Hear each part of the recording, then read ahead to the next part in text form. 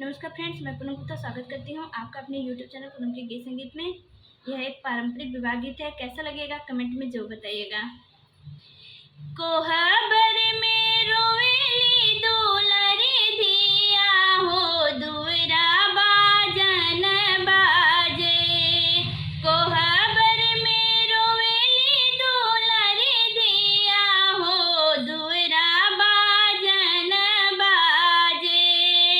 ससुर जो साजे ले डोल परतिया, अरे ससुर जो साजे ले डोल परतिया। सासु भेजावे ले मांगे के सेनुरवा, अरे सासु भेजावे ले मांगे के सेनुरवा।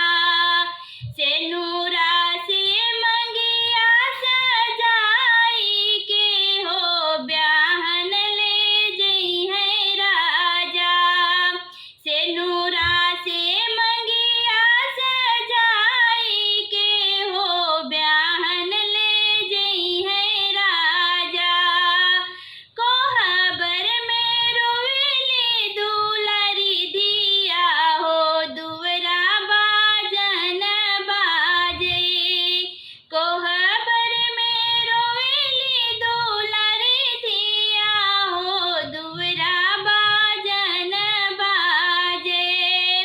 भसुरु जो साजे ले डोल परतिया, अरे भसुरु जे साजे ले डोल परतिया। जेठनी भेजावेली हाथ के मेहंदिया, अरे जेठनी भेजावेली हाथ के मेहंदिया।